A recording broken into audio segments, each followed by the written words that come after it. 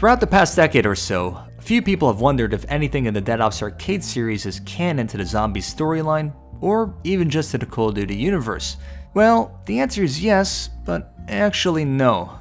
Alright, so here's what I mean by that. Back in Black Ops 1, there were some light references made to DUA in a couple parts of the game. If you used NoClip and visited some out-of-bounds areas on the Zombies Map 5, you would be able to see the backside of a space magazine, featuring the Cosmic Silverback, who is the main boss that you encounter on DUA 1.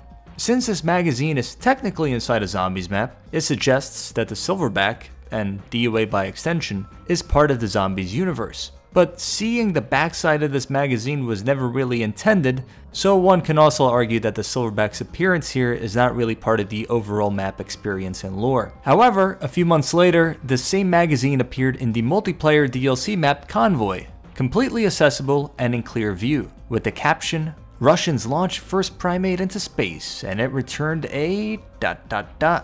What the hell is this?" About 5 years later, DUA 2 was released as part of Black Ops 3. However, in the zombies and multiplayer modes for Black Ops 3, there were essentially no references made to DUA, which raised doubts about the canonicity of the mode. In 2017, these doubts were seemingly validated by Jason Blundell, who at the time was the game director for both Campaign and Zombies. During 2 different promotional interviews for the release of Zombies Chronicles, he was asked if Dead Ops Arcade was canon to the Zombies storyline. Here were his responses. But I've had someone on Twitter who has, I announced a little bit earlier that I was doing this, and I think he's tweeted me 15 times asking if Dead Ops Arcade is canon to Richtofen's story. Yeah, no. Okay, just wanted, there you go, Brady, there's your answer. There you go. I want to talk about the canonization of Dead Ops Arcade 1 and 2, iOS, and Zombies in Campaign. What? Okay. Are they all canon in the storyline? No.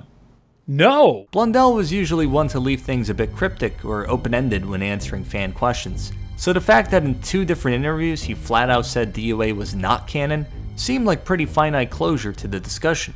However, in the loosey-goosey universe of Call of Duty and its lore, things are never quite that simple. Fast forward to Black Ops 4's DLC cycle, where the Cosmic Silverback was released as a playable character in the Battle Royale mode Blackout. Official blog posts from Call of Duty at the time reiterated the lore from the magazine's first scene in Black Ops 1, saying that the Cosmic Silverback was sent to space by the Soviets in the summer of 1962, in which he returned back to Earth as a zombified gorilla. There was also a couple of additional DUA references added to Black Ops 4 in the following months, as the mobile ops gesture was added to the store, where your character pulls out a gaming tablet and starts playing DUA 2, the first of a few seeds planted that DUA was a playable game inside of the COD universe. Additionally, one of the DLC multiplayer maps, Remnant, featured the Cosmic Silverback in a museum. Fast forward a couple more years. At this point, the most recent Treyarch game is Black Ops Cold War, where the most concrete evidence of DUA being canon is present, not just for multiplayer,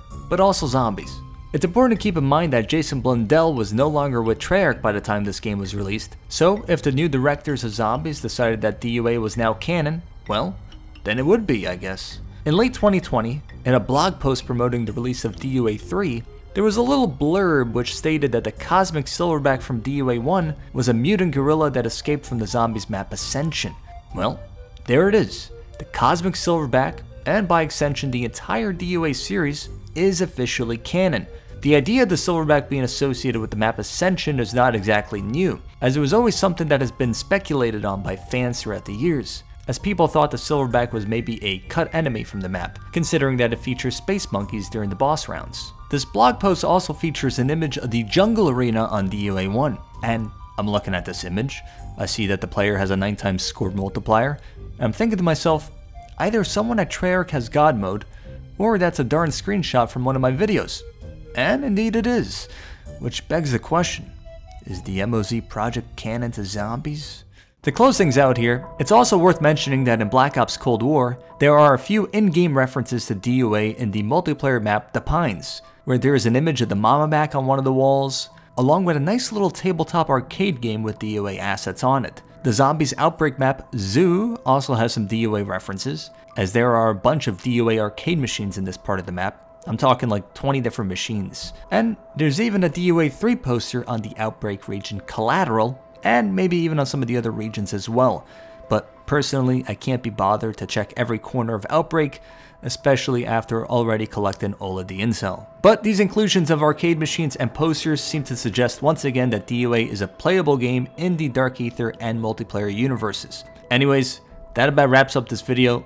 Let me know what you guys think about DOA being canon or not in the comment section below. If you enjoyed the video, also don't forget to drop a like.